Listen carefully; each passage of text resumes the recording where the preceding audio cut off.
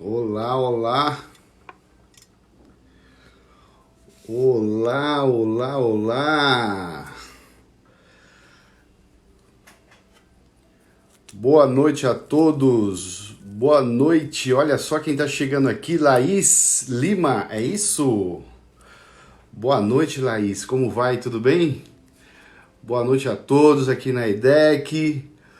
Lucas Rueda, boa noite. Sejam todos bem-vindos. Marcinha, e aí, querida? Márcia Esposito, como vai? Sejam todos bem-vindos aqui à nossa escola, o EDEC, esse super encontro com a doutora Marta. Sejam todos bem-vindos. Um dia hoje muito, muito, muito especial. Um dia realmente esperado. Ricardo Zovaro, e aí, querido? Como vai? Sejam todos bem-vindos, Jaqueline. Ai, que legal. Boa noite, Márcia. Sejam todos bem-vindos. Hoje nós temos um tema super bacana. E aí, Mariana? A Mari Parro. Marcelo, seja bem-vindo. Hoje nós vamos falar de saúde integral e relação entre medicina e espiritualidade. E aí, meu irmão, vamos aprender juntos aí? Vamos nessa, hein? Jaqueline estava comigo hoje cedo, está comigo aqui de novo. Gratidão pela sua presença, viu, ô Jaque? Aline, querida. Aline, querido, uma querida. E aí, tudo bom, Aline? Ai, sejam bem-vindos. Esse outro nome aqui, Gira Lumice, é isso? Não deu para eu entender aqui direito. Boa noite, Mari. Estamos aguardando aqui a nossa querida convidada, a doutora Marta. Deve estar entrando para a gente falar desse assunto tão bacana, tão especial. Boa noite, Aline, querida. Pois é, saúde, medicina e espiritualidade. A doutora Marta chegando aí conosco. Ô, doutora Marta, seja bem-vinda. Querida doutora Marta, que honra, hein, doutora? Como é que é? Eu convido a senhora aqui. Deixa eu ver como é que funciona esse negócio. Transmitir ao vivo com a doutora Marta. Acho que eu convidei e a senhora aceita aí. Agora. Tânia Nochelli. Você está aí, dona Tânia Nochelli? Boa noite. Ai, doutora Marta! Que alegria, doutora! Ai, que coisa mais especial estar com a senhora aqui. Ai, digo mesmo, Ronaldo. Gratidão pelo convite. Muito bom estar aqui com você, viu? Que honra, hein, doutora? Uê, honra minha. Que honra, que alegria ter a senhora aqui comigo falando de um tema tão importante, tão interessante. Verdade. Eu acho que a espiritualidade e a ciência tá mais que na hora de se encontrar, né, Ronaldo? Pois é, tô mais na hora, hein? Como a senhora está bonita, doutora?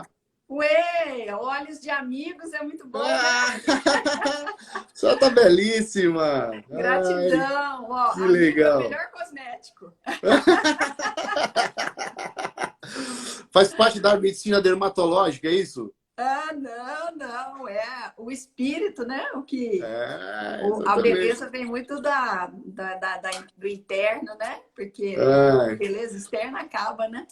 Doutora, uma honra, uma alegria ter a senhora aqui na nossa escola, falando desse assunto tão importante, esse assunto que, como a senhora já deu a dica, assim, eu acho que é um momento super importante da medicina, da ciência com a espiritualidade darem as mãos, né?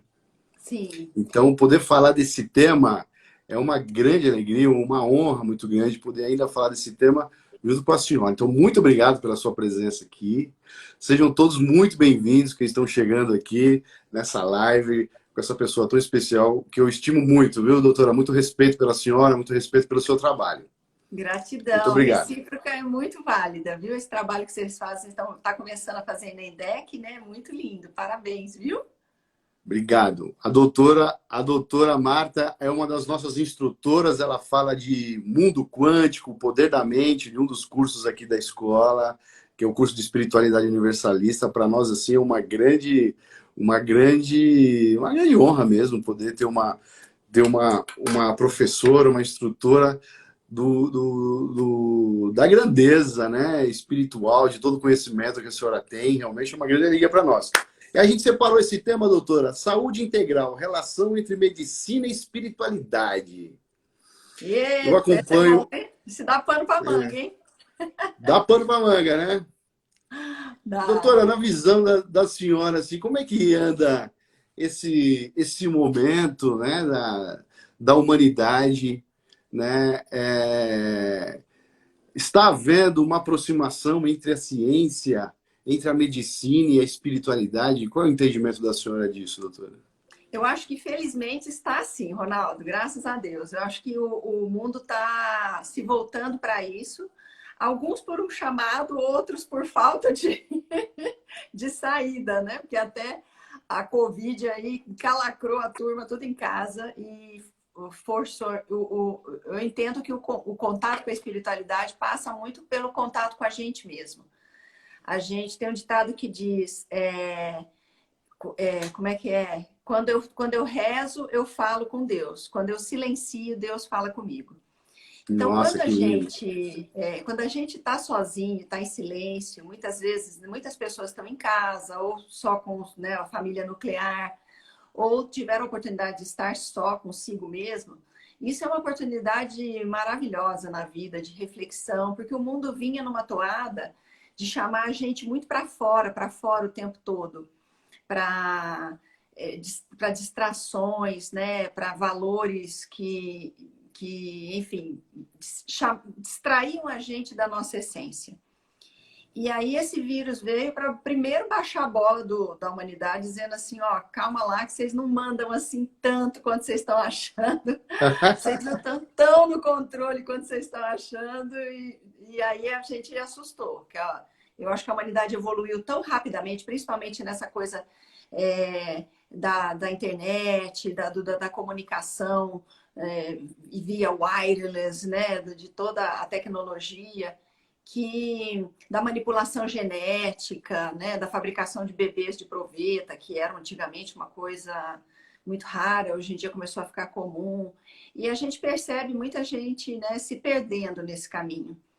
E eu entendo que a Covid teve um papel fundamental no movimento que algumas pessoas já estavam tendo, principalmente, olha que fantástico, a parte da ciência. Nós temos, inclusive, um físico brasileiro, que é o Marcelo Gleiser, que ele ganhou um prêmio chamado Templeton, que é um prêmio que é dado para quem serve a espiritualidade, para quem faz trabalhos em relação à espiritualidade. Foi a primeira vez que um cientista ganhou. Porque o Marcelo, ele não é um místico, ele é um cientista, ele mora nos Estados Unidos, dá aula lá, mas ele faz esse questionamento e ele inclui a espiritualidade como uma possível ciência que a gente ainda precisa estudar. E é nisso que eu acredito. A espiritualidade precisa sair do feudo da religião, porque Sim, religião não tem nada a ver com espiritualidade. exatamente, Né? exatamente. Então, eu entendo e acredito que está havendo uma aproximação, sim. A física quântica, que ficou perplexa com as descobertas que tem feito, né? Do quanto o Einstein estava certo dizendo que Deus não joga dados com o universo e que existe um monte de probabilidades e que nada é uma certeza e que existem os multiversos, os universos paralelos. Tudo isso, a física quântica estuda, e por mais incrível que pareça, por mais assim etérea que a física quântica pareça, ela é o ramo da física que mais comprovação matemática tem. É mesmo. Mais do que a física tradicional, justamente É, né? porque os caras tiveram que provar por A mais B, porque senão ia ser bruxaria da brava, né? Queimado na Inquisição da ciência. Então eu acho que esse tema, esse barco, essa virada, mas ficava ainda muito encastelado dentro da questão da ciência. Infelizmente, a ciência não é propagada de uma maneira popular, numa linguagem mais popular. E, e quando chegou a Covid, aí que as pessoas pararam um pouco, elas foram estudar. Então, muita gente hoje tem ouvidos físicos, tem estudado, escutado a ciência. Por exemplo, os experimentos de quase morte, as pessoas que foram para o lado de lá e voltaram, estão sendo estudadas como uma experiência mesmo científica e não um olhar místico, religioso. Eu acho muito bonito isso, trazer por uma condição que é humana e não sobre-humana. Então, Doutora, graças ao estímulo da senhora, depois que eu assisti a senhora dando aula, eu me interessei profundamente pela física quântica, já tinha um entendimento básico. Eu estou com um monte de livro aqui, porque eu fiquei muito motivado com a beleza, com a clareza que a senhora trouxe esse assunto, que para muitos parece um assunto meio complexo, né? Mas a senhora trouxe com tanta simplicidade e eu fiquei encantado. Então, muito obrigado por me dar esse estímulo, viu? Me que estimulou bom, muito. fico feliz que E esse a estímulo foi através especialidade, de mim. a especialidade da senhora é medicina preventiva. Isso, eu fiz medicina preventiva como uma primeira especialidade, depois eu fiz pós-graduação em homeopatia, e aí eu fui estudando uma clínica geral naturalista, né? Cromoterapia, musicoterapia, Ai, que iridologia, legal. Me, fitoterapia. ai, fala um pouco pra gente aí, doutora, porque a senhora é uma médica, uma cientista, uma física quântica e uma bruxa, tudo junto. Ainda bem que você incluiu isso, aqui pode, né? Aqui pode.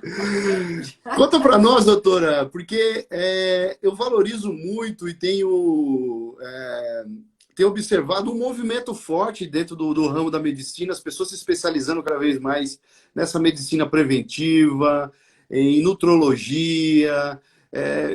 Fala um pouco para nós, doutora, desse movimento aí, porque eu acho assim, fundamental. É um outro olhar, no meu entendimento, para a medicina, porque eu até um tempo atrás eu senti assim que alguns médicos estavam assim, era uma medicina muito só atuando na consequência, não na causa, né?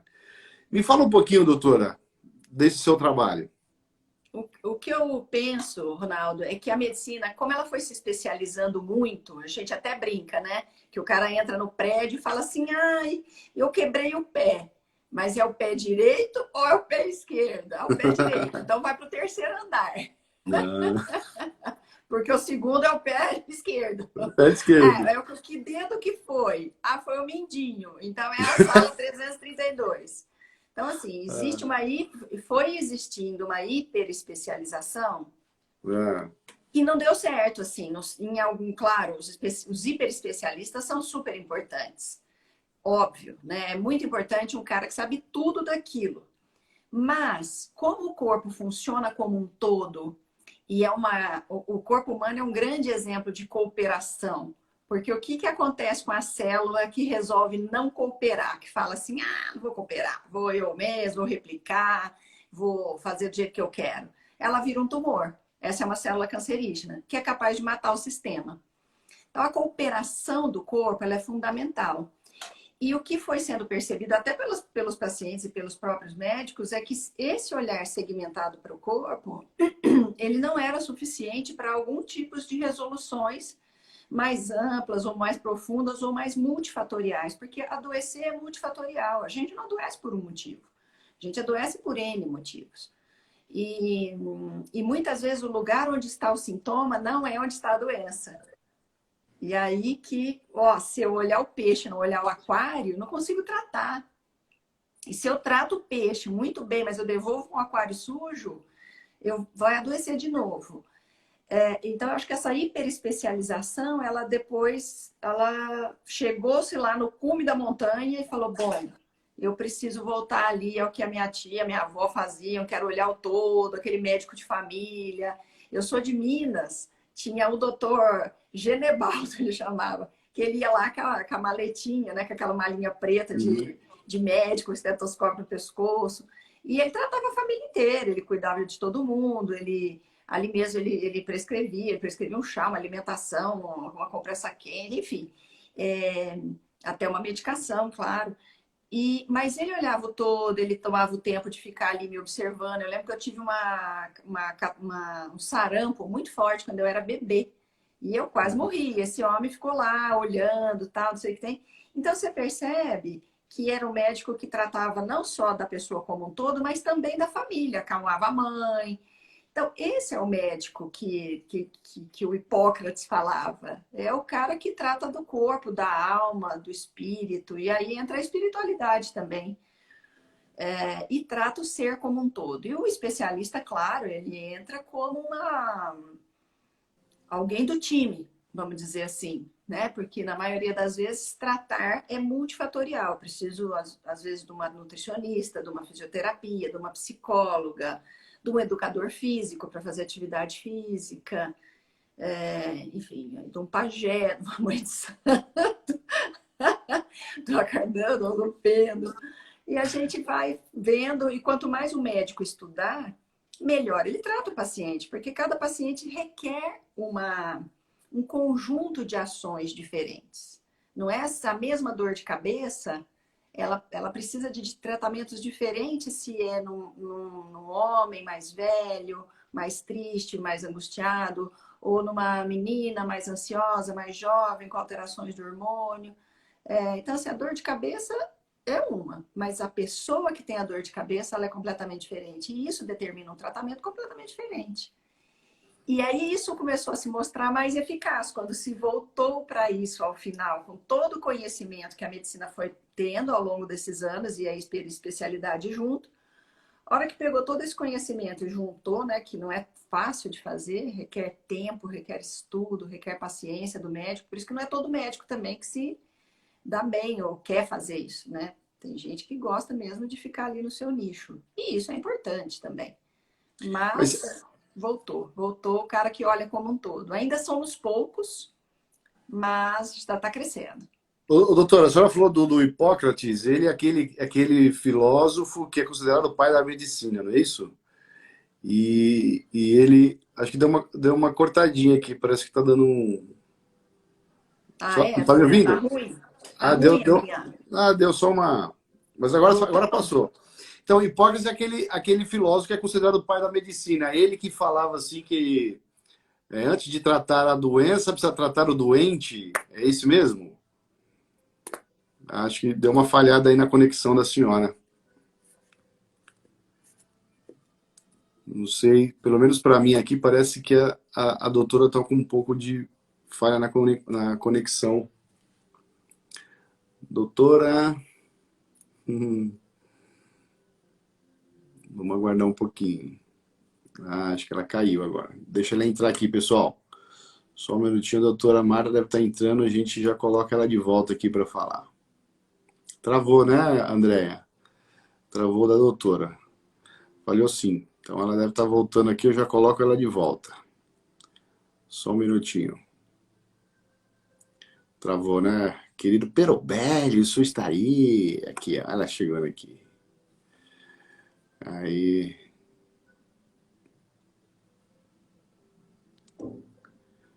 Deu ok. Aí, voltou. Voltou? Voltou, doutora. Agora voltou. Pronto. De vez em quando Então, nós esquecemos. doutora, o E aí, não Hipócrates é sei até onde aquele. vocês ouviram. Eu acho que não, a gente não ouviu, não. Eu fiz uma pergunta. A senhora viu falando do Hipócrates? Que, Sim, se eu não me ele que é. engano. Não, então eu não respondi. Me conta, o que você quer saber do Hipócrates? Ele Então, é ele o não é que pai da ele falava medicina, que. sim. É ele que falava que precisava, antes de tratar a doença, precisava tratar o doente. É ele que falava isso? Exatamente. Falava isso. Doutor, e essa coisa da psicossomática? Qual é a visão da senhora? As emoções têm influência na nossa saúde, não tem? Nosso estado emocional? Me fala um pouquinho disso, doutor. Absolutamente. Eu brinco quando eu dou aula, eu pergunto o que não é psicossomático nessa vida. Segundo a física quântica, o universo inteiro é psicossomático, ou seja, a gente está criando com a nossa psique, né?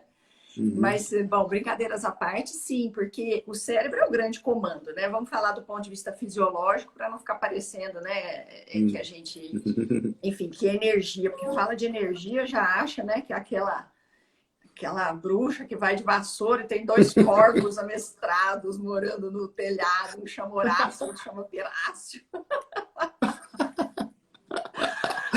Ah, Então, a psicossomática é assim, aquilo que eu acredito sobre o mundo ou que eu sinto pelo meu histórico de vida, se eu fui maltratada, se eu não fui amada, se, enfim, faltaram as bases para que a minha psique seja forte, eu entendo que o mundo é uma ameaça. Todas as pessoas são uma ameaça, tá todo mundo querendo enfim, me maltratar, me enganar, me ludibriar.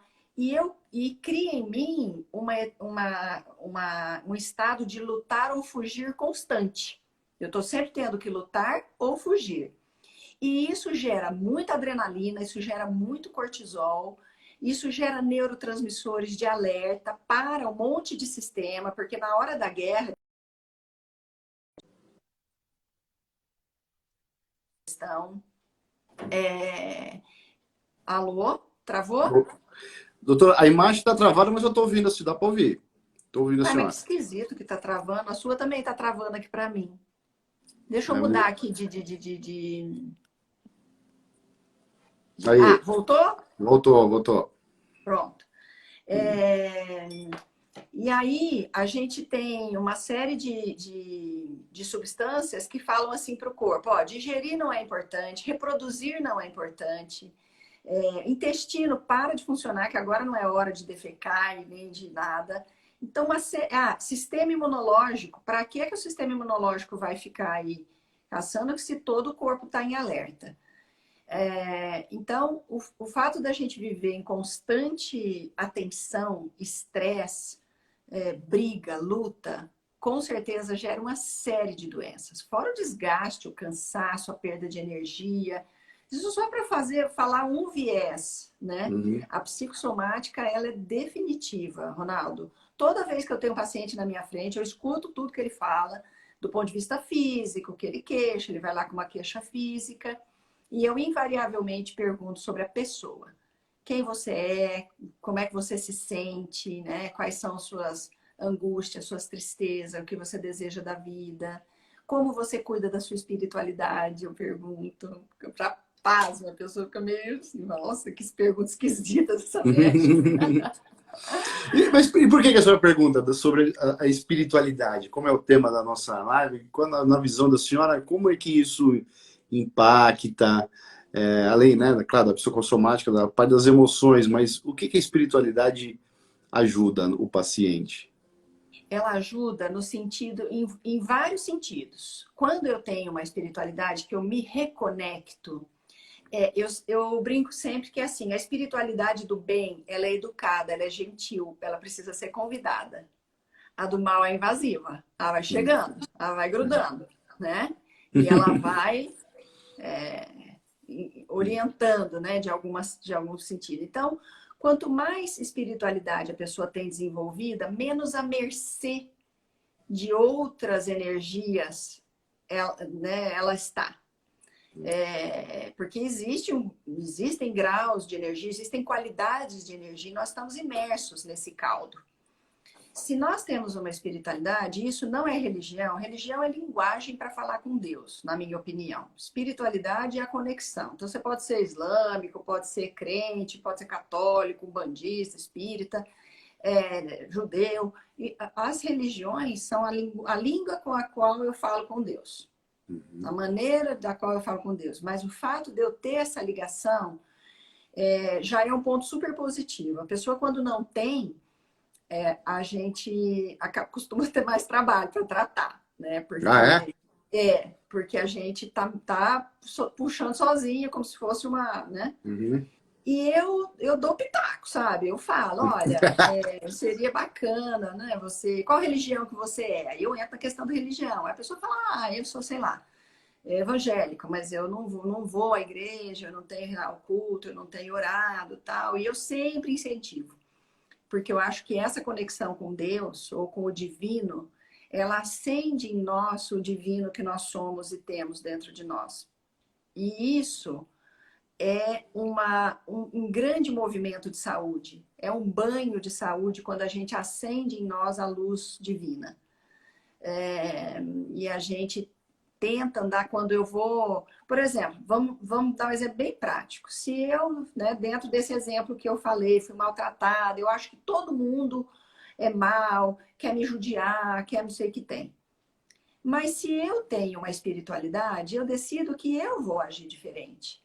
E não importa se o outro quer me judiar, eu vou amá-lo. Você vê como muda? Não muda o mundo. Não muda nem aquilo que foi, porque o que foi, o que a mãe e o pai colocou dentro dela, aí tem que fazer terapia, tratar com muito floral, fazer constelação familiar, para ver se resolve um pouquinho. Mas fato é que é um imprint. Aquele imprint, ele não vai sair de lá. Ele pode ser ressignificado, mas ele não vai sair de lá.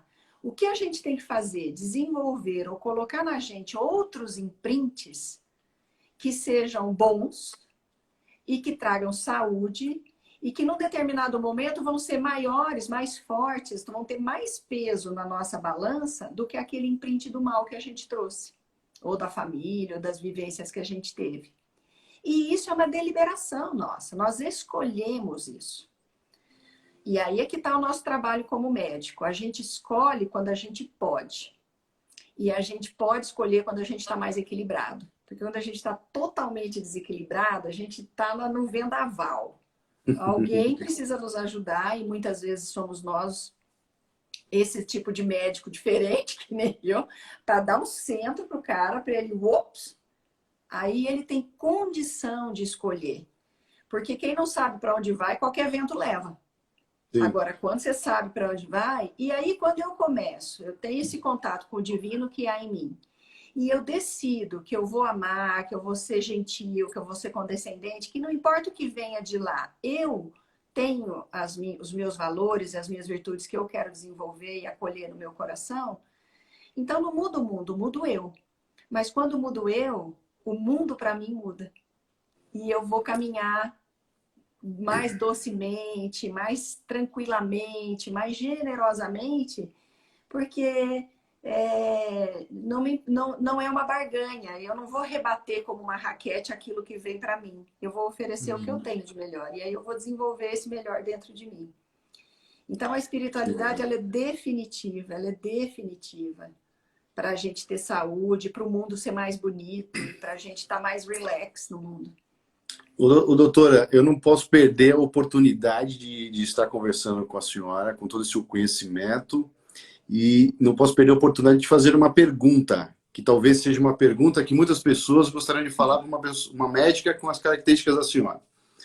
Nós temos hoje assim, um quadro, assim, como a senhora sabe, eu trabalho com outro tipo de medicina espiritual lá no Curat, né? Que a gente trata as pessoas espiritualmente, energeticamente. E tem um número muito grande de pessoas que estão passando por um momento de depressão na vida, síndrome do pânico. Então, lá no caso do Curat, por exemplo, a gente recebe muitas pessoas com esse quadro. E câncer. Também tem aparecido muitas pessoas lá pedindo auxílio com câncer. Na visão da senhora, essas enfermidades, a depressão e todas essas síndromes e o câncer, a senhora vê qual é a causa? Existe uma causa que a senhora compreende para essas enfermidades, doutora? O que leva uma pessoa a desenvolver o câncer? O que leva uma pessoa a desenvolver uma depressão? Não acredito que seja uma única causa, Ronaldo. Eu entendo que o câncer, principalmente, é uma doença muito multifatorial. É estilo de vida, é alimentação, é desbalanço hormonal, é falta de nutriente, é intoxicação por metal, e é mágoa, é dor, é angústia, é falta de perdão. Um mix. Quando eu estava na faculdade, eu fiz Unicamp, né? E a gente tinha um incentivo para fazer, chamava iniciação científica na época. A FAPESP até dava uma bolsa para a gente estudar. E eu quis fazer uma análise de qual era o sentimento relacionado ao câncer de mama. E lá tem o CAISM, que é o Hospital da Mulher, E quem me orientou foi uma professora, inclusive, da psiquiatria, a doutora Regina. E a gente, nitidamente, de uma maneira estatística, viu como a mágoa é um fator que tinha em praticamente todas elas. Mágoa do companheiro, mágoa de alguma situação do pai, de abuso. Então, é a má água, né, que a gente fala que então, do ponto de vista emocional, a mágoa, depois eu estudei, tem outros, mas a mágoa sempre aparece. E aí o antídoto da mágoa é o perdão, né? Que a gente fala sempre que é um desafio aí de perdoar e abrir mão e baixar o ego e entender que a nossa instância fundamental, que é a instância espiritual, ela não pode ser tocada, ela não pode ser magoada, ela não pode ser ferida, porque ela é muito brilhante, ela é muito acima disso. Quem fere, quem arrasta tudo isso é o ego. O ego fala, ai, porque eu, né? Ai, comigo, o que eu fiz para merecer? Como é que fez? Como ela fez isso comigo? Comigo, né? Então a gente Quem fica, ela olha, em pensa vez de que ela falar é? exatamente. Então, em vez de falar porque eu, é porque não eu, né? É. E eu acho que essa por exemplo, Jesus Cristo. Hoje a gente tem um grupo de amigos e até foi o meu marido que colocou um vídeo lá e falando, porque tudo que a gente pensa acontece, o mundo é um eco, coloque coisa boa que você vai receber coisa boa. Eu escrevi assim, eu não acredito em nada disso. Eu acho que o que eu penso é que a gente, claro, tem a questão da vibração, tem a questão da ressonância, óbvio, mas nem tudo que a gente pensa acontece e coisas ruins acontecem para pessoas boas. Eu já vi Jesus Cristo. Jesus Cristo foi um cara super do bem, só fez coisa de boa e foi crucificado. Ou seja, é essa história que ele veio falar para a gente. Seja quem você deve ser, independente do que fizerem com você. É essa história. Eu sempre escutava assim, Jesus morreu na cruz para nos salvar. Eu falava, gente, o que esse povo está querendo dizer com isso? Espera aí, deixa eu pensar, porque não fazia muito sentido para mim aqui. Mas o salvar é o seguinte, você vai sofrer, você vai passar por intempéries, você vai passar por esse mundo, é um mundo de aprendizado, é uma escola, tem prova. Não é, ninguém vai passar incólume, não adianta você ficar imaginando só coisa boa. Agora, o que a gente pode sim é andar da retidão e da maneira com que a gente sabe que deve, independente de qualquer coisa. É a tal do amor incondicional, que é o maior aprendizado que eu acho que a gente veio fazer nessa terra. É aprender a amar incondicionalmente. E o dia que a gente aprender a fazer isso, né, a gente provavelmente vai ser muito mais saudável. No dia que não vai ter doença, nem sei se esse dia vai existir. Mas grandes, pessoas muito iluminadas. Chico Xavier, por exemplo, sofria de glaucoma, teve um monte de doença, né? A Madre Teresa também. Então, a gente não pode ter uma infantilidade espiritual de saber assim, eu sou do bem, nada de mal vai acontecer. Senão a gente vai ficar danado da vida com Deus, porque eu fiz tudo direitinho e de repente, por que Deus fez isso comigo? É o entendimento de barganha ainda, né, doutora? Barganhando com Deus, exatamente. O pessoal barganha com Deus, né? Barganha. Então, é isso. Então, eu falo exatamente isso no Cura-te, né? Então, as pessoas pensam assim, se a pessoa tá tudo bem com ela, é porque Deus abençoou. Se ela tá passando por algum problema, Deus castigou. Eu falei assim, se fosse essa a realidade, como é que a gente pega um exemplo, né, dos políticos que a gente critica tanto e julga tanto, né, coitados? Mas às vezes eles dão o mesmo motivo para nós. Se fosse isso, poxa, ver como é que seria a vida desses caras, né? Então, existe cada um passando pelo seu momento, pelo seu aprendizado, cada um passando pela aprovação que lhe cabe naquele momento dentro do seu processo evolutivo. E todos nós somos eternos aprendizes, né? Então, existe uma dinâmica da vida que nem sempre é pela lógica humana, né? Nem sempre tá enquadrado dentro desse pensamento de barganha. Eu concordo muito com a senhora. Numa... Pois não. Só uma coisa, se você me permite, desculpe. E quanta coisa a pessoa às vezes aprende num processo de doença. Sim. Quão melhor a pessoa emerge de um processo de doença ou de uma dificuldade de vida, desde que ela use aquilo como um aprendizado e não fique no papel da vítima. Eu Ah, digo, eu digo que a doença é uma grande mensageira para a alma, né, doutora? muito, A doença é uma imensa. grande mensageira porque ela vem nos dizer alguma coisa, talvez um olhar, né, uma mudança de estilo de vida, uma mudança na nossa relação com nós mesmos, uma relação com mais humildade diante da vida. Então eu entendo que a doença é uma grande mensageira, ela sempre vem nos ensinar alguma coisa, desde que a gente olhe por essa perspectiva que a senhora coloca, como uma oportunidade de aprendizado, de crescimento e aproveitar, né, o que ela vem nos trazer e evoluir com isso, né? Nós somos, como a senhora falou aí, nós somos eternos aprendizes, viajantes, estamos aqui nesse grande palco da vida para evoluir. Então, olhar a vida por essa ótica, eu acho que faz toda a diferença, faz com que a gente tenha um olhar com mais doçura, né, em busca deste amor incondicional que, como a senhora muito bem colocou aí, eu considero também um grande remédio para todos nós, né? Sim, desafiador, né? Sim, o Porque é um desafio aprendizado que a gente ainda está bem longe, né, de ter, de conseguir. Mas que eu acho que cada um vai tendo esse trabalho individual, diário, constante. isso. Caímos N vezes ao longo do dia, em N quesitos que a gente já sabe, não gostaria, por invigilância, por cansaço, por N coisas. A gente é muito imperfeito. Nós realmente nós somos crianças espirituais. Eu tenho essa sensação. Eu imagino que seres muito mais evoluídos que a gente olhem para a gente de alguma instância, porque se os multiversos são reais, como a física quântica preconiza, não tem menor sentido se achar que não tem uma outra turma no multiverso, no outro verso, né? Até a gente mesmo, um duplo da gente, que eles falam. Uhum, uhum. Porque a física sabe 5% do universo. 95% ninguém tem a menor Não tenho ideia. a menor ideia do que seja.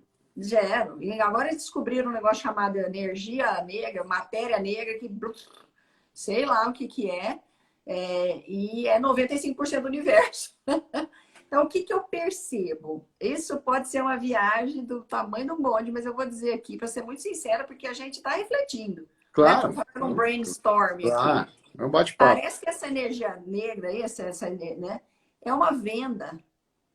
Porque você imagina que poder temos nós se nós realmente somos, e eu acredito piamente que nós somos, feito à imagem e semelhança de Deus, então nós somos deuses. Mas como a gente vai ter esse poder da divindade sem ter uma evolução ética e moral? Para que seria usado isso? Então é claro que os caras não deixam a gente ver. Se a Não gente temos. fez a fissão nuclear e fez a bomba, em vez de fazer combustível, fizemos bomba de destruição em massa, os caras estão com o pé, 3 pés atrás. Eles devem ter sei lá quantos pés. Não Ou com temos um na frente e preparo, o resto tudo atrás. não Não temos deixa. preparo moral nenhum para desvendar o universo, né, doutora? Então, assim, põe uma venda nessa turma da Terra e deixa eles evoluírem, que quando eles evoluírem, a gente vai abrir a cortininha devagar. Porque não tem a menor condição de dar poder divino que nós temos dentro da gente, eu tenho certeza disso, porque quanto mais eu estudo, mais eu tenho certeza desse poder divino dentro da gente e estudo assim dentro de coisas físicas mesmo. Eu sou pouco mística, para ser bem sincera. Eu brinco, que eu rodo Claro. caldeirão, tudo, mas eu sou muito curiosa e eu sou desconfiada. Eu falo que eu sou mulher, sou mineira, penso um ser desconfiado. Tem que me explicar por A mais B, senão eu não vou achar que ok, não, né? E eu tenho muita certeza disso, dessa força imensa da qual a gente usa no máximo 10%, mas nem 10%, né? A visão ampliada que a gente pode ter, a faculdade de olhar em vários lugares, de escutar, de perceber, de ter acesso à informação sem ter que ler, sem ter que estudar. Isso é uma realidade. E você pensa o seguinte, se a tecnologia que é feita pelo homem, que é um ser tacanha ainda, do ponto de vista do que eu imagino que seja o universo, conseguiu fazer isso, ter tanta coisa, tanta informação, você imagina nós. Nós necessariamente somos melhores do que a máquina que a gente consegue criar. O nosso criador é melhor que nós. Nossa. Então, nós somos infinitamente melhores do que essa internet, do que tudo isso que a gente abre de janela e está tudo ao mesmo tempo agora, a gente pode fazer isso. Sim. Só que para que a gente vai ter acesso a isso? Para ajudar o irmão? Para diminuir a fome no mundo? Quantas pessoas pensariam nisso se tivesse o poder na mão? É só assistir qualquer filminho de Hollywood para você ver o que os caras fariam com o poder na mão. O negócio da briga do anel lá, que tem o Senhor dos Anéis. É aquilo. É a sabedoria, o poder. Doutora, a senhora falando de energia, a senhora mencionou várias vezes energia, e aqui na EDEC, em um dos nossos cursos, a gente fala sobre os chakras. Na visão da senhora, este assunto dos chakras e medicina tem uma correlação, faz sentido, não faz? A senhora considera isso no tratamento da senhora? É algo que a senhora compreende que a medicina um dia vai chegar? Como é que qual é a sua visão sobre este tema, doutora? Desde que eu me entendo por médica, eu faço equilíbrio dos chakras. É mesmo? Desde que a senhora se entende por médica? Desde que eu me entendo por médica, de um jeito ou de outro. Agora fica fácil, tem os harmonizadores, tem tanta coisa, mas na época juntava o que fosse, cristal, estudava. Nossa, eu estudei tanto chakra. Tanto mas a medicina, mas na faculdade não se estuda isso. Na faculdade, nem imagina, você vai falar de chakra na faculdade, os caras falam o que você fumou.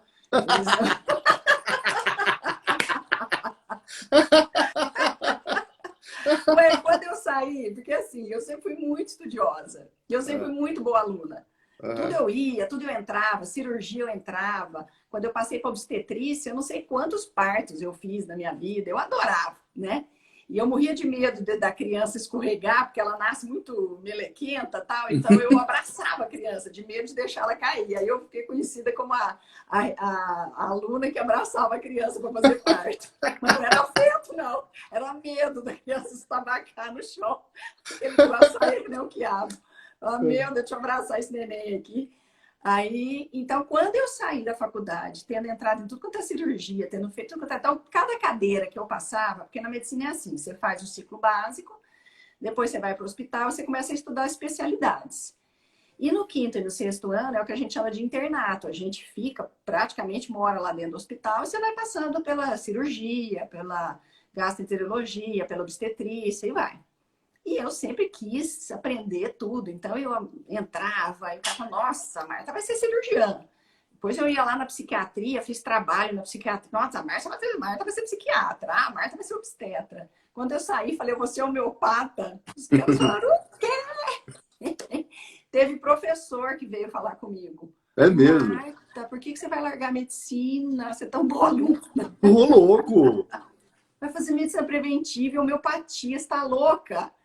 Porque até a homeopatia também sofre essa discriminação também, doutora? A homeopatia mais que a medicina preventiva. Muito mais. Na época que eu me formei, nossa senhora, era atestado de bruxaria.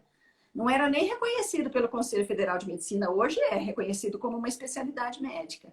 Mas na época não era. E eu fui fazer, falei, olha, eu ainda fui muito sincera. Eu falei, eu estudei numa boa escola. Vocês me ensinaram muita coisa. Mas eu vou estudar fora o que vocês me ensinaram aqui. Homeopatia, fitoterapia, medicina chinesa, nutrição. Não aprendi nada disso aqui. Onde vou estudar? Fitoterapia. Ah, mas esses treinos não funcionam, Marta. Eu falei, mas como não funciona? A medicina chinesa tem 1000 anos, 5000 anos. A homeopatia tem mais de 200. Então quer dizer que é todo mundo louco? Quem toma? Como é que você vai falar para uma criança? Você vai sarar para um bebê. Não, isso é, o que eles falavam? Sugestão mental. Falei, sim, a homeopatia é usada para peixe. Você vai chegar lá no peixe, falar do peixe, para poder conectar com o peixe para ele sarar. Falar, gente, pelo amor de Deus. Então, tem coisas que são evidências, sabe? E aí eu vou atrás das evidências. Então, os chakras, esse estudo dos chakras... O Então, estudo dos assim, chakras, qual a influência dele na saúde da pessoa, doutora? olha, os chakras são centros de energias que correspondem às principais glândulas do corpo, que as glândulas que regem todo o nosso sistema, que a gente chama de neuroimunopsicoendócrino. Por quê? Pega a pineal, a hipófise, a tireoide, o timo, baço pâncreas, suprarrenais, ovários.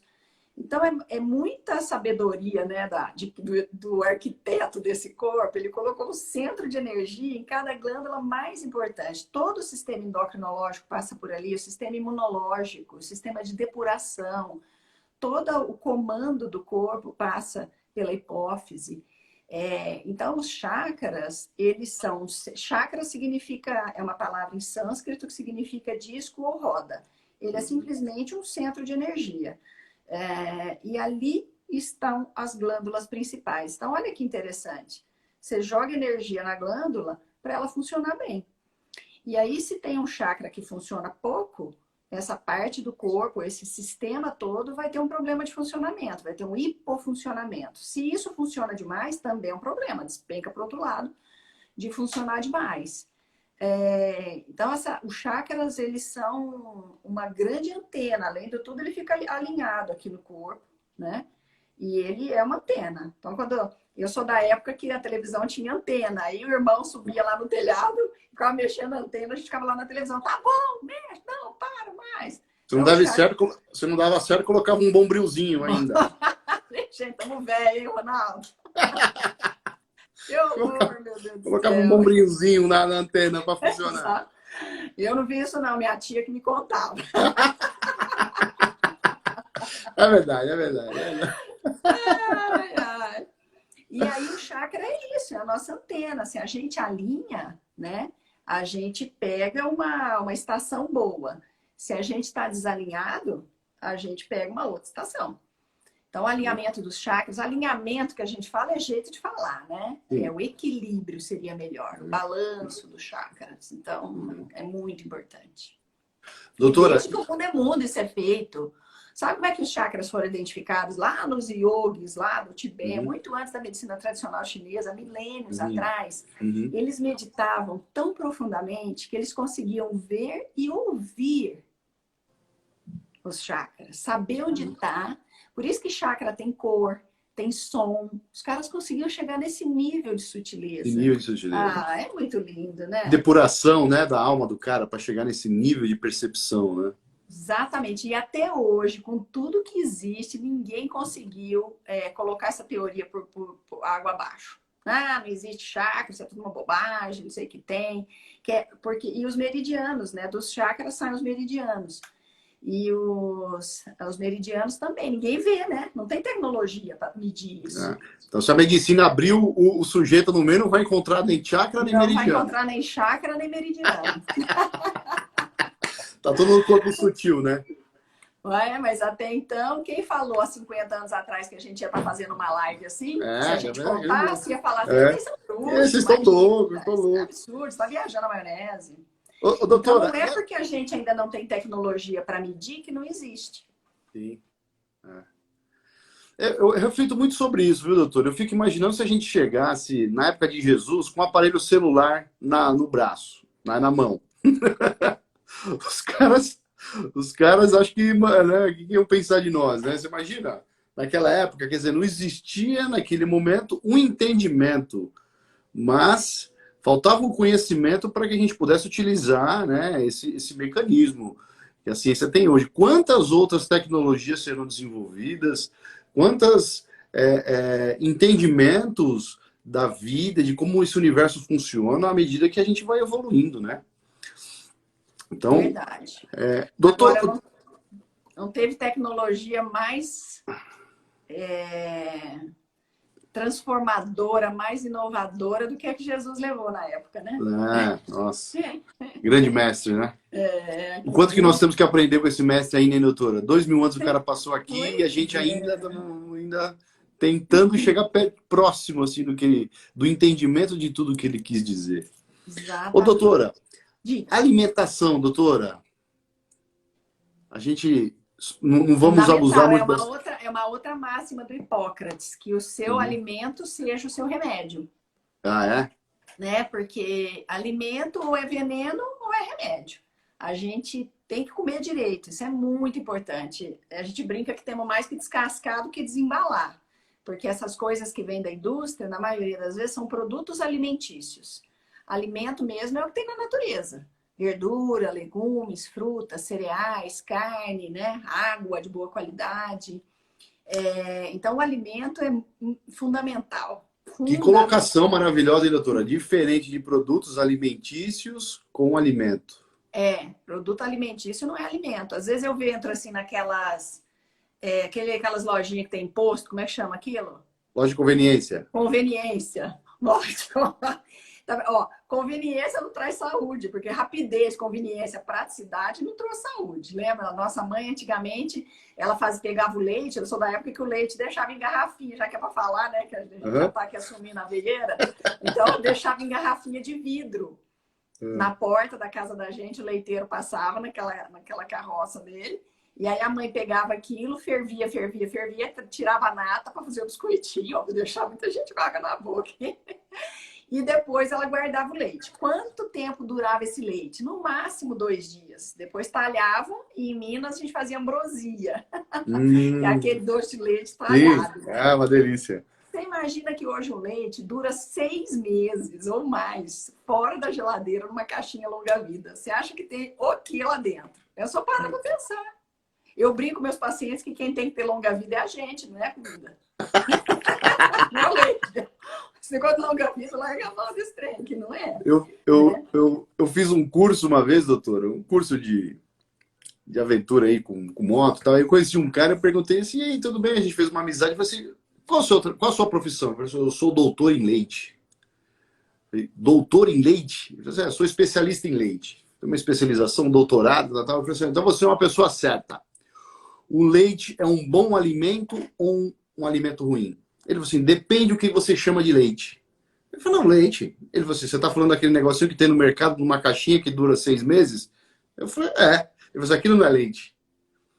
Aquilo já deixou de ser leite há muito tempo. O leite é o que sai da vaca. Aquilo lá já passou, já explicou o processo do leite. E aí, doutora, e aí esse rapaz aí, esse doutor, ele deu uma explicação científica por que as pessoas estão tendo tanta intolerância à lactose e ao glúten hoje. Ele também tinha um estudo disso também, e ele fez uma explanação para a gente ali, num grupo, sobre essa coisa do alimento.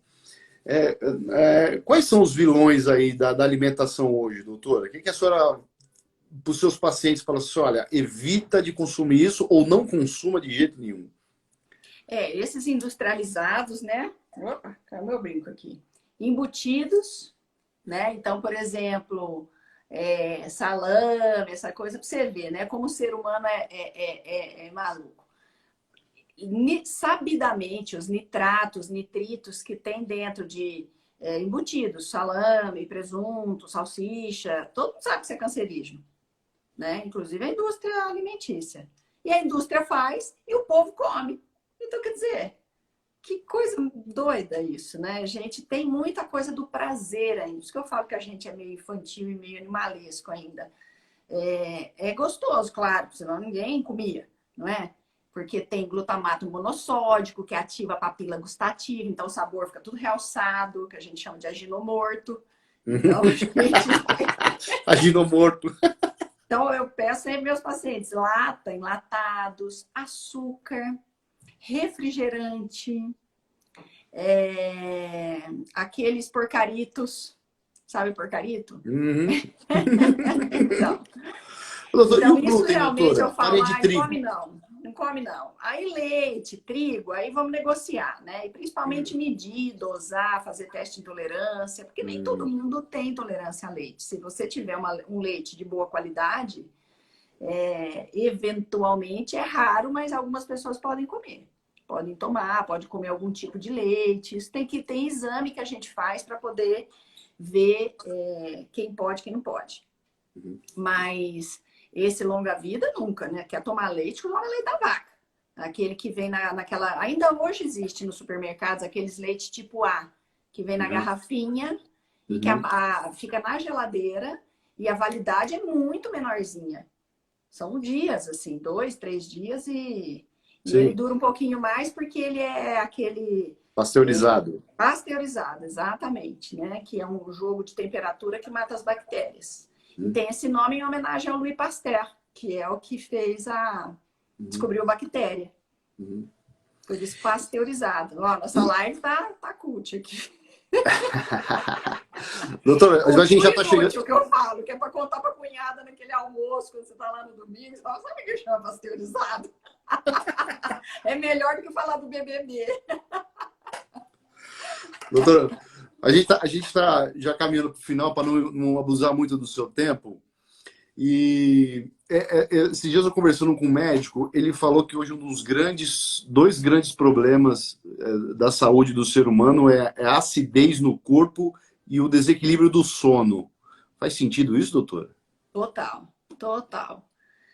A acidez é a mãe de várias doenças, inclusive do câncer, né? Os estudos mostram a célula cancerígena, ela se replica melhor em meio ácido. O meio ligeiramente alcalino, que é o meio mais natural do corpo, é aquele que nos dá mais saúde e o que nos livra dos patógenos. E essas coisas acidificam o corpo. Açúcar, embutidos, essa coisa arada toda que tem conservante, acidulantes, conservantes, acidulantes, não sei o que tem, eu falo que é bem que é tudo que é para antes, que é para a gente morrer antes. Conservante. Refrigerante. Corantes, estabilizantes, acidulantes, antioxidantes, tudo esses antes é tudo para morrer antes do tempo. Tudo para morrer antes. Pensa que esses antes é para morrer antes. Não come esse trem, não. Pelo amor de Deus. Aí o povo fala, não tenho tempo de fazer suco, de espremer o suco. Gente, pelo amor de Deus. Não morre antes. Hoje em dia tem aqueles negócios que faz... Exprime em 1 minuto. Na nossa época, a gente tinha que cortar lá ainda fazer assim o negócio que era fixo. A gente que tinha que rodar a laranja. Um negocinho de plástico fixo. Eu de plástico quebrado, escorregado. É até melhor do que tomar o suco. Né? Então, assim, eu tenho preguiça de lavar a folha. Lava a folha um dia, chega um dia, lava tudo, seca bem secadinho, coloca naqueles envelopes de plástico e põe na geladeira. Dura 4, 5 dias aquilo lá, se ficar bem sequinho. A folha, ela só mela se ela estiver molhada. Cozinha, coloca no congelador, depois você vai lá e pega e descongela. Congelar não é o problema são as químicas que tem para conservar o alimento, né? Aí é problemático. Então, doutora, assim, realmente a alimentação é super importante. Nossa Senhora da Penha. Açúcar, então, Ave Maria. A gente pode considerar... Então, doutora, com essa explicação da senhora, a gente pode considerar que existe um suicídio coletivo, então, na sociedade, porque você olha nos carrinhos de supermercado e como eu trabalho com alimentação, eu tenho um restaurante, é impressionante como as crianças, por exemplo, você olha no prato das crianças e eu tenho um restaurante que tem um público que, pelo menos, espera-se que tenha um pouco de esclarecimento, mas você olha no prato das crianças, é macarrão, salsicha, batata frita e nuggets. Esse é assim, os campeões para as crianças, né? Então, diante disso que a senhora está falando aqui, existe está sendo gerado um grave problema de saúde pública com essa alimentação de produtos alimentícios que não são alimentos, né? E aí, doutora,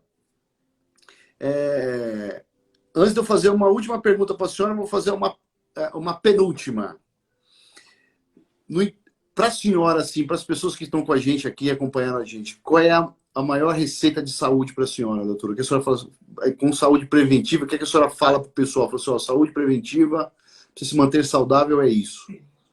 Manter saudável tem basicamente 4 pilares. Comer direito, tomar água bastante e de boa qualidade, fazer exercício físico, se movimentar e ter modulação do estresse. Isso é o básico do básico ululante. Modular o hormônio é fantástico, né? e aí as comorbidades. Mas se você não der nada, isso aqui já tá bom, né? Você comer direito, dormir bem, tomar água de boa qualidade, fazer exercício físico. Basicamente é isso. Então, assim, e outra, gente, isso é coisa que todo mundo fala.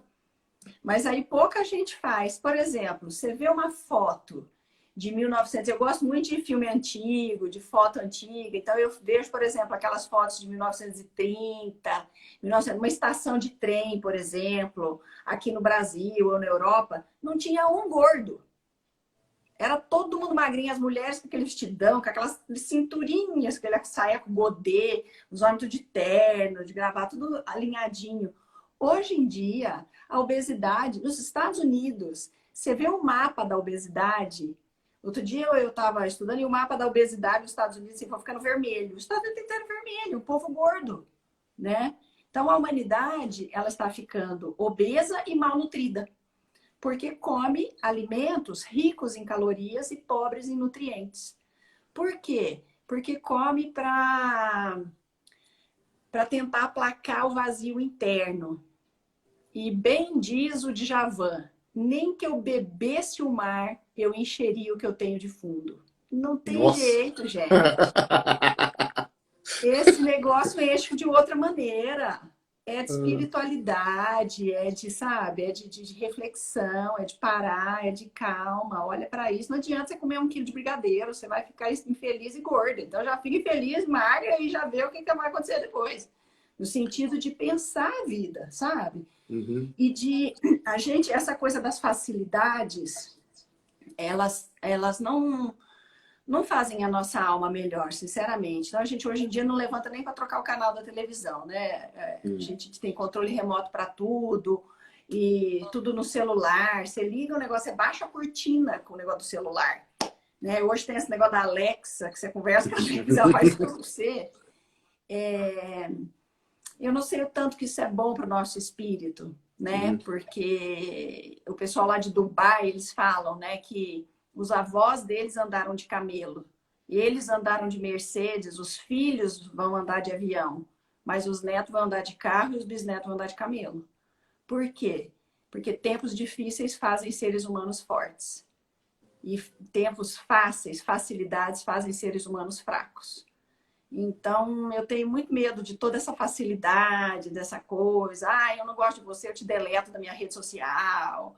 Então, eu não tenho espaço na minha vida para lidar com contrariedade, com quem discorda de mim. Eu não tenho arena para treinar isso, né? A gente só conversa aqui e aí eu ponho no mudo. Então, assim, a gente precisa ter cuidado porque isso está para nos servir e não para nos escravizar. E eu vejo que a humanidade está começando a cair numa escravização disso tudo, né? A gente se vê, se levar a gente por uma ilha que não tem luz e não tem internet, muita gente não fica. Né? Então a gente precisa começar a pensar e ver quem manda em quem, olhar para esse trezinho aqui. Uma dependência da tecnologia, né, doutora? Uma dependência da internet, uma dependência psíquica, um vício. Doutora, para a gente começar... né? Do mimimi para dor. Qualquer dor... Teve um amigo meu, ele falou assim, uma médica me receitou complexo B, eu só vou tomar se for com xilocaína. Falei, toma vergonha na cara. Como assim? Xilocaína, vitamina B. Imagina, tem tanta velhinha que toma vitamina B, e porque absorve mal por causa da questão gástrica. Então, a gente tá com uns mimimi que eu acho que a gente precisa parar para repensar isso aí. Tem uma dorzinha aqui, uma dorzinha ali, faz parte, né, doutora? O quê? Uma dorzinha de vez em quando faz parte, né? Ou se faz. Né? Ou se faz. Doutora, eu guio todo dia às 8 horas da manhã um grupo de meditação que chama Corações Falantes.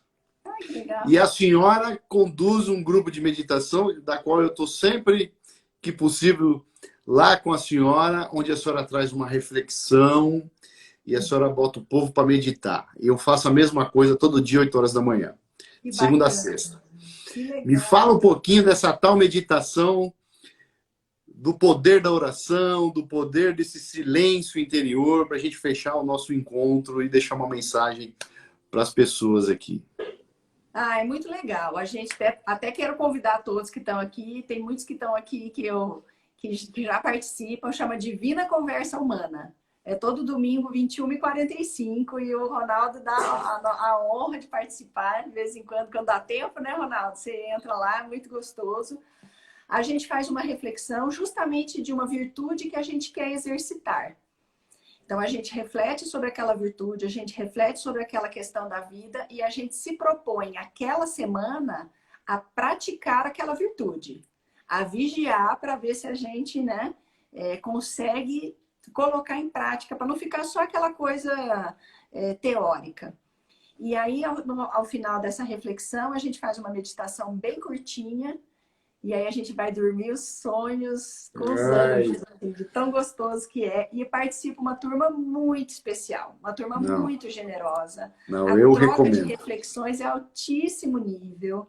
É uma É. turma maravilhosa. Aqui está nos assistindo muitos dos nossos colegas de Divina Conversa Humana. E é uma brincadeira da Divina Comédia Humana, do Dante Alighieri, né? Quando eu fui ver o nome, porque a gente é humano tentando se tornar divino. E as conversas ali são humanas e ao mesmo tempo são divinas, porque tem cada coisa que é dita ali que, nossa senhora, é muita inspiração divina ali. É lindo. Não, eu recomendo muitíssimo se você quer fechar o seu final de semana, se preparar para segunda-feira, entrar em conexão com a doutora Marta na meditação dela, 21h45 todo domingo, que é um bálsamo para nossa alma. Toda vez que eu participo, eu saio de lá realmente cheio de inspirações, doutora. Cheio de Que inspirações bom. mesmo. A senhora em si é uma grande inspiração para mim e para todo mundo que conhece a senhora, né? Não tem como não inspirar na sua doçura, na sua inteligência, no seu posicionamento, né? Na sua humanidade. Então, nós somos muito gratos por poder meditar junto com a senhora. Convido as pessoas que quiserem e sentir esse chamado de meditar também comigo às 8 horas da manhã. É um trabalho parecido, a gente bate um papo, fala de alguma coisa positiva e medita para começar o nosso dia bem. E, assim, o meu coração assim, tá repleto de gratidão, de felicidade, de alegria. Estou me sentindo muito honrado de viver esse momento aqui, esse bate-papo com a senhora, falando de tanta coisa legal, de tanta coisa boa, com tantas instruções para as pessoas. Espero que esse nosso bate-papo possa chegar em muitos corações, né? E que essa mensagem dessa saúde preventiva, do caminho da espiritualidade, de ser humano melhor, né? De ser uma pessoa melhor a cada dia, de se conhecer, de meditar, de orar, né? Possa chegar longe. Muito obrigado, doutora. Muito obrigado. A senhora é uma pessoa assim incrível. Eu sou seu fã, fã, fã. Oh, meu Deus, que delícia. A recíproca é muito válida. Gratidão, viu? A gente foi um reencontro, né, Ronaldo? Eu conheço o Ronaldo há Muito. pouco tempo, mas a gente teve uma afinidade assim Nossa. E muito bacana. graças ao Fabinho, né? Graças ao Fábio. Fábio, ele tá aí? Eu não Tá, enxergo ele ele. tava aí. Eu sou Aí, aí, aí, cega. ó. Olha o Fabinho aí, ó. Grandes Ai, mestres. te amo, Ah, graças ao Fábio. Ele é Fábio. muito querido. Essa Foi ele pessoa que tão doce, tão ele é. querida. Ele é Uma pessoa maravilhoso. assim que eu tenho assim um amor, um respeito, né, por toda a generosidade desse homem, o amor que ele carrega, né? Ele de fato é um coração que fala, de fato ele é uma pessoa que onde ele chega, ele marca a presença dele com um gesto positivo, com um acolhimento, com uma palavra. Então, conhecer o Fábio, eu chamo ele de Fábio Ser, que é serão, mas eu falo ele de É ser, serão. Fábio Ele é ser um de luz. serzão. É um serzão, né? Um serzão. É um Ah, privilégio muito grande poder conhecer. obrigado por nos apresentar também, E porque, aí o nossa, Fábio nos presenteia, né? Me presenteou em poder conhecê-la verdade, e que desfrutar delícia. desse reencontro, dessa conexão. Doutora, eu honro muito a senhora, que Deus abençoe sua vida, que a senhora Amém. continue aí espalhando estrelas por esse mundo afora, né? Assim seja. O que a senhora precisar, da minha pessoa, conte comigo, né? Estarei sempre aí na sua guarda, que eu reconheço na senhora uma trabalhadora da luz, uma mensageira, uma pessoa que realmente faz a diferença na vida das pessoas, faz a diferença na minha, tenho certeza que fez a diferença na vida de muitas pessoas aqui. Muito obrigado, muito obrigado. Gratidão, gratidão. Conta sempre comigo também. Gratidão a todos que estiveram com a gente aqui nessa conversa tão gostosa. E até a próxima, se Deus quiser, né? Ai, que Gratidão, legal. gratidão, muito, viu? Manda um abração para a Caru. Ah, tá aqui, ó. Olha ela falando pra senhora que é linda, muito obrigado. Linda! Beijo, Caru! Muito obrigado a todos que participaram aqui com a gente, né, por prestigiar esse nosso bate-papo. Espero que a gente tenha levado alguma reflexão, uma contribuição para a vida de cada um. E eu saio daqui muito feliz, com a minha alma assim, quentinha, né, Eu também. de compartilhar esse nosso momento com pessoas tão queridas que estiveram conosco aqui. Muito obrigado. Sim, gratidão.